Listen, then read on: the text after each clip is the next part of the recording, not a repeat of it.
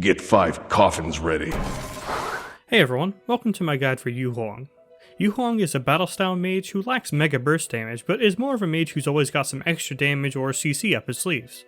I mean, how could he not? Just look at those things. Build-wise, Huang is one of the lucky mages who's good in every meta.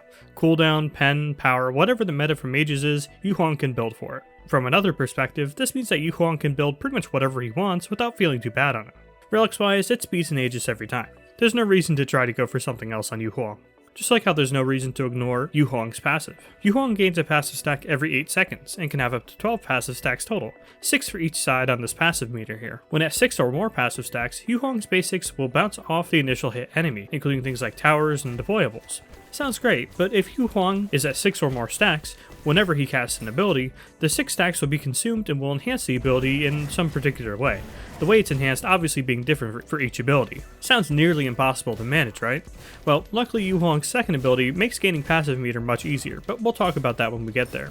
For using Huang's base passive gain, it's something you want to keep track of constantly, as it'll have a pretty strong bonus when it comes to fights, and to a lesser extent, escapes. But those impacts are going to happen no matter what, since Huang always spends your 6 passive stacks to enhance whatever next ability is cast. So really, with this passive, keep an eye on the meter, use your chaining basic attacks on the waves like no tomorrow while you have them, and you're golden. Unfortunately, you won't be basic attacking the wave thanks to Huang's spammable and high damaging first ability. Huang winds up and fires a burst of damage in a small circular AoE. This AoE has damage over time, but also applies a dot to all enemies who are hit by it. If enhanced by Huang's passive, this ability applies nasty magical protections reduction, making the dot do bonus damage as well as any fallout damage. So if you hit someone dead on and they run out of the area immediately, they'll take decent damage. But if you're able to lock them in the AoE for the duration, the damage is far more impactful. This is of course very easy on mini waves since they kinda already stand there as is. Speaking of which, for the early game, and a good chunk of the mid game, this is how you want to be clearing waves in conjunction with your second ability, as his 2 hits the whole wave but isn't strong enough to kill it all, while his 1 is almost strong enough to kill it but isn't quite big enough. You get the hang of Huang's clear very quickly. Just remember that when it comes to his first and second ability, Huang is fine with using these abilities just about every time they come up, so don't feel the need to hold back on Huang. He really doesn't have the damage elsewhere to afford holding abilities in reserve. So don't be afraid to use this ability to poke enemy gods during the laning phase too. It can really make a huge difference in lane pressure and open your lane opponent up for a gank. While Huang can outspace most mages, there are characters who can just straight up outrange him, so if you get punished for trying to poke, it's best just not to force it. The same idea applies to Huang late game. He can easily rely on his second ability and ultimate for crazy damaging combos if he's ever caught without his 9-second cooldown first ability for whatever reason. So you want to just keep throwing this ability out as often as possible. Of course you want to keep yourself in a safe position and near your support or solo laner, but if there's any character that teaches you how to throw out poke late game, it's Huang, since he could do it so often and so safely. That's just the ability raw though. It combos extremely well with his second ability. Huang channels for an unlimited amount of time, building up to 6 passive stacks within the first 3 seconds. And let me get it out of the way now, charging up for longer will only grant more passive stack. The ability does not gain any additional effects for being charged longer other than building more passive stacks. While in this channeled state, Huang can either reactivate or cancel this ability. Reactivating will fire the ability and keep his built up passive stacks, and keep in mind this ability does not consume any passive stacks. Canceling this ability will not put the ability on cooldown or cost any mana, but any and all passive stacks gained with this ability will be lost. When fired, Huang fires 2 beams. The first slows and damages all enemies hit, then the second beam will damage and root all enemies hit. So a long range, high damaging ability that combos perfectly with his first ability and builds passive. What could go wrong? Well actually, nothing really. All you as Huang need to do is get used to the timing of the 2 beams and keep an eye on your passive meter. Getting used to the timing is extremely easy on Huang, as with his first ability, it's something you want to be using at every opportunity since it's just an excellent ability for a mage to have, so you get a lot of chances to use it. Just keep that slow on the first beam in mind. Thanks to that, even if your beam is off center a little bit, the root is still likely to hit. But if you're having trouble hitting the ability, focus on hitting that second beam the most. The root is the most important part of the ability. And don't forget that you can fire it right away without charging for no detriment to the damage or CC, so that's the way you want to follow up on your teammates' CC on enemies. And how you want to start off your own combos, right?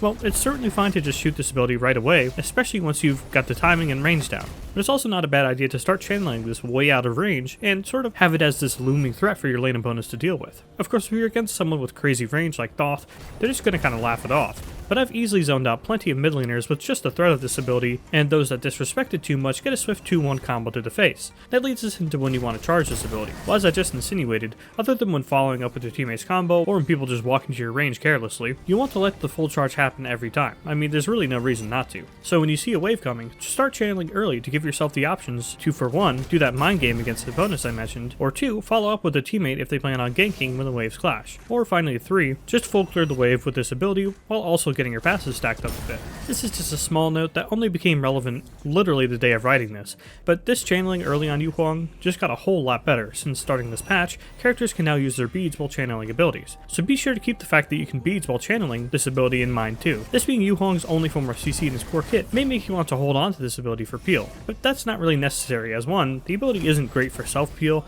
and he has his third ability to rely on anyways. Huang thrusts himself into the sky, becoming banished, meaning he is completely immune to new forms of damage and CC once banished. He gains movement speed for the duration, and floats gracefully down, damaging in a small AoE around him once he's landed. If the ability is enhanced by his passive, the landing will also knock up all enemies in the AoE.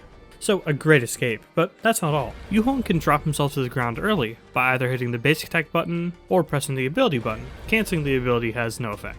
Again, like his first and second ability, a near flawless ability for what it is. As Huang, you want to use this ability rather early, but this timing can be tricky. You want to use this ability early as it is interruptible at the very start when Huang first thrusts into the air.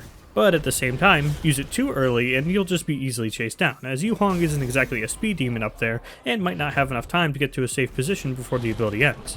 Sure, the knockup at the end is nice if you have it, but it's rarely going to save you if the enemy team was able to chase you for the duration of the ability. And even so, being too trigger happy with this ability does mean that this whopping 20-second ability won't be available to you for a very long time. That said, just don't get too fancy with trying to use this ability at the last second, and using it defensively should be a cinch. As for using it more aggressively, this is certainly something you want to do as Huang when following up with a teammate. Slap your 2-1 or 1-2 combo on someone, then take the disguise to try and chase them down, all the better when teamed with that knockup on this ability when it's available. You do still need good situational awareness to use this though, as any counterattacks from enemies will be extremely impactful on you as Huang has only this form of escape as well as self-peel with this knockup on this ability. Well, sort of, as Huang's ultimate can actually serve both of these roles quite well. Huang becomes CC immune, entering a channeled state. Huang remains in this state for up to 3 seconds, and is able to fire 2 parallel rectangle AoEs which meet in the middle for a single giant circle AoE. But while you can fiddle with the horizontal movement of both rectangles, and as a result change the position of the final circle AoE, if you move too far back, you can make the 2 rectangle AoEs not collide and stop the circle AoE part entirely. If this ability is enhanced by his passive, these rectangle AoEs will be twice as large. Something very important to note is that the rectangle AoE opposite of Huang will be spawned immediately upon casting this ability, so even if you can't fire it right away, that rectangle will still take its position. So if you cast this ability and then flick your camera, the 2 AoEs will be way off from one another. Huang may reactivate or cancel this ability at any time. Cancelling the ability will put it on cooldown, yet won't cost any mana nor passive stacks. But still, only do this if you really have to in order to save yourself. Reactivating this ability is where the magic happens. The 2 rectangle AoEs push inwards towards the circle AoE, damaging and pushing all enemies in them, and once the rectangle AoEs collide, the circle AoE explodes, dealing huge damage. So yet again, another mega ability, but one that's going to take a lot more getting used to than Huang's other abilities. There are 2 important tidbits to keep in mind with this ability. While you can backpedal and still hit the circle AoE, try not to make this your go-to boom-bit while casting the ability, as you can easily misjudge and lose the link between the 2 AoE rectangles. Instead, try always having a swift casting of this ability, sort of like the opposite of your second ability in this regard. So you really need to learn the timing and, well, frankly, the jankiness of the aiming mechanics of the ability to hit it every time. Spending too much time aiming it is almost ensuring that it will be reacted to in some way, whether it's just by immunities or just plain getting yourself jumped on, since if the enemy times it right, they can jump on top of you while you try to push them to easily punish you. I'm harping on the basic aiming mechanics of this quite a bit because the usage of this ability is actually very simple. Shoot it out on a squishy if you can, but a tank is just fine too given the absurd damage in CC, then follow up with your basic 2-1 combo. Or follow this up to your 2-1 combo and watch their life bar evaporate. This is what you want to do in every fight with Huang, but it takes some situational awareness to know when it's best to go for a 2-1 combo into this ability and when it's best to follow up with this ability raw to a teammate's combo. Really, it just depends on how low the enemy's life bar is after a teammate's combo, as when they're reaching half of their life bar, this ability can easily wipe it out, but if they're a bit too healthy, you risk that knockback saving their life. But again, when you use it is pretty self-explanatory. You really just want to get down, popping and then activating this ability, and hitting all or at least a circle AoE all in one swift motion, and not just sitting there in your channeled state hoping your teammates land some CC so you can more easily hit this ability. The final note is using it as self-peel. In this case you want to use it early on, but it is amazing self-peel if and when it lands. Since you don't gain any movement speed for the duration, in order to have enough space as well as time to safely turn around using knockbacks, you want to pop it early. And that's kind of it really. Keep in mind that again, you are very obviously going to try to push someone away when you pop your ultimate. So try to time it so that they don't have any leaps or knockback immunities to simply ignore this ability and keep chasing you at the time you pop it.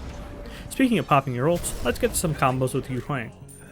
Basic attack, hold down the basic attack button, hit confirm the basic attack, 1, then basic attack again. 2, hold down the basic attack button, hit confirm the basic attack, then 1, and basic attack again.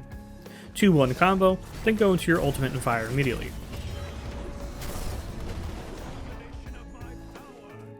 Ult, fire the ult, then 2-1. If they get away after the ult, 3, land once you get in range to 2-1, then do just that. For ability leveling, you want your 2 at level 1 so you can charge your passive before the game starts, your 1 at level 2, and your 3 at level 3. From there, well, it's really a toss-up between your 1 and your 2. You can go with the personal preference based on matchup, but my personal preference is maxing the 1, then level your ultimate whenever you can. Huang is quite simply an awesome mage to have under your belt. Not the safest mage, but more safe than most. Not the most damage out of any mage, but more than enough if your ultimate is added to the mix. Add exceptionally low cooldowns and range to the equation, and you've got a great mage on your hands. I think Huang's greatest strength is that he's every bit as good in laning, skirmishes, and the big late game teamfights. You can have the deciding move with a well-timed ultimate, but at the same time have a relaxed and safe laning phase and rarely get outcleared. If it weren't for Huang's strange ultimate and wealth of mechanics, he'd be right up there with my top 3 beginner-friendly mages. So once you grasp Huang's mechanics, and especially his weird ultimate, you've got a fantastic all-rounder mage for the mid lane, whose base kit is really as simple as 1, 2, 3. That's all I have on Huang for now. Thanks for watching.